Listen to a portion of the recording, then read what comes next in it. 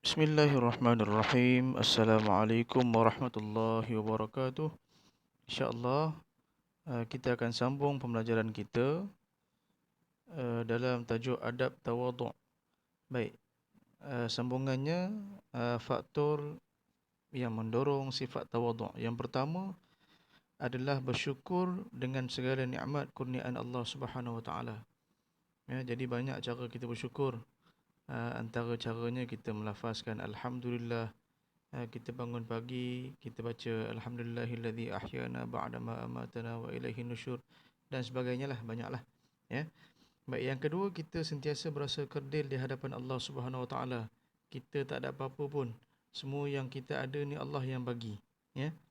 Jadi kita memang tak ada apa-apa. Kecil sangat kita di hadapan Allah.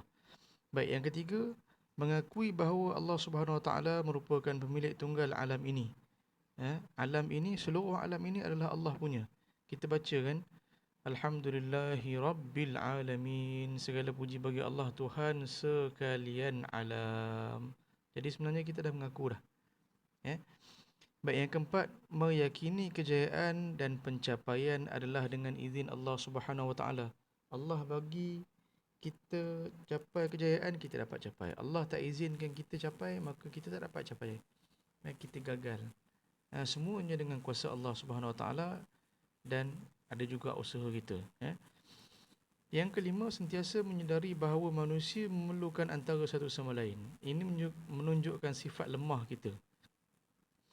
Sifat kita ni adalah sifat yang lemah. Bila kita lemah, kita perlu kepada bantuan orang lain.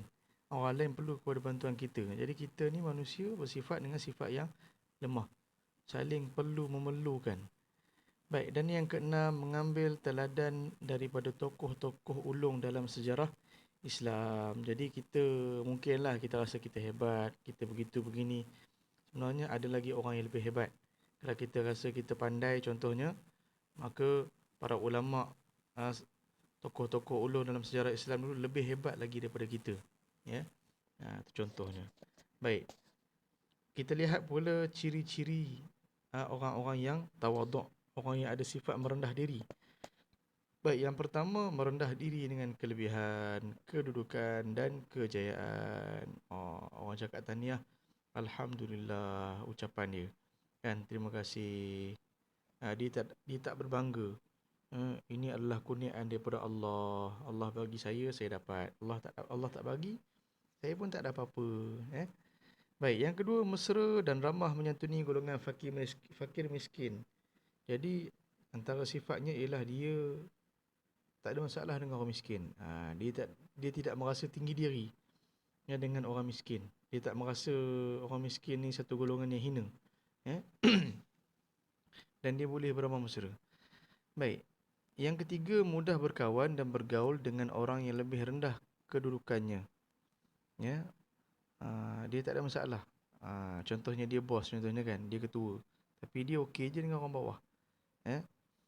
Baik, tak ada masalah. Dia boleh makan semeja, lepak sekali, contohnya kan. Baik, sentiasa menerima pendapat dan menghargai sumbangan orang lain. Orang bagi pendapat, dia okey, boleh terima, kan. Orang bagi sumbangan, yang kata apa, bagi sumbangan lah kan. Dia okey, terima kasih, Alhamdulillah, jasamu dikenang, kan. Baik. Yang kelima, mengelakkan diri daripada disanjung dan dimuliakan oleh orang lain. Jadi kalau boleh dia tak suka orang sanjung-sanjung dia.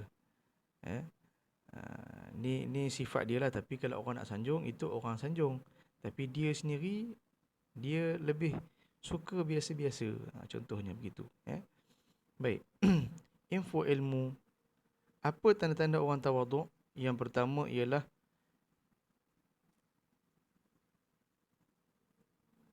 lebih senang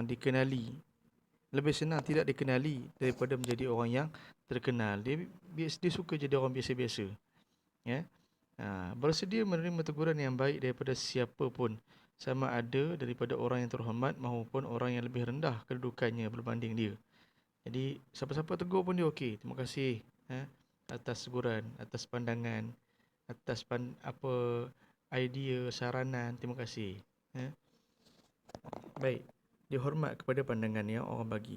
Yang ketiga, mencintai fakir miskin dan tidak segan untuk duduk bersama-sama dengan mereka. Ini sifat Rasulullah. Sifat Rasulullah. Ya, sangat kasih kepada orang miskin.